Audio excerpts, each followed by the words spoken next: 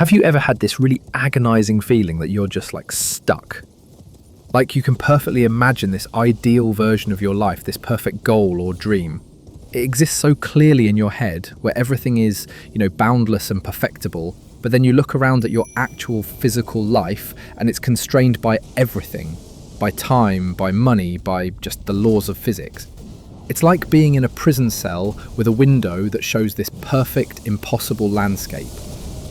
And you're just stuck in the cell and you can see the ideal, but you can't touch it. It's fucking brutal.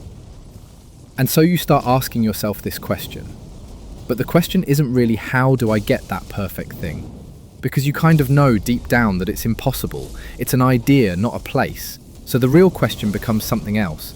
It becomes like, how do I compromise in a way that doesn't feel like I'm just lying to myself?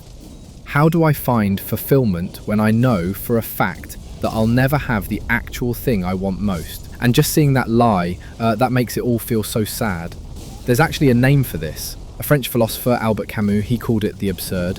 And the absurd is exactly this conflict. It's the human need to seek out meaning and value pitted against what he called the unreasonable silence of the universe.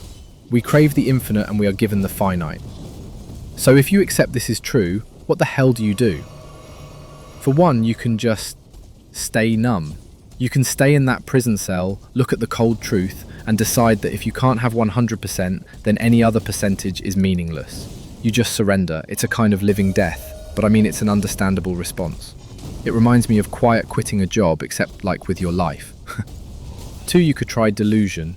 You could try to forget you ever saw the ideal landscape and just convince yourself that the prison cell is all you ever wanted. But let's be honest, like once you've seen behind the curtain, you can't unsee it. It just feels like intellectually dishonest.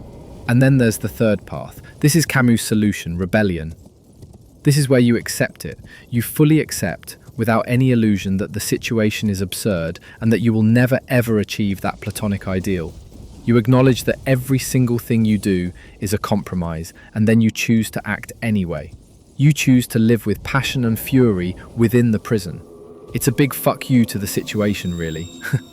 The meaning isn't out there in the perfect landscape. No, that's not it. You create the meaning as an assertion of your own consciousness in the face of, look, this isn't some easy fix. And I don't know if I'm really even happy with this answer. It's easy to talk about this stuff, but when you're actually stuck in that feeling, it's really, really hard to be positive. I struggle with this a lot. I don't think it's a problem that can be solved permanently. It's more like a practice, really. It's a sad, frustrating truth, and the best we can do is just decide every day to push back against it. I don't know.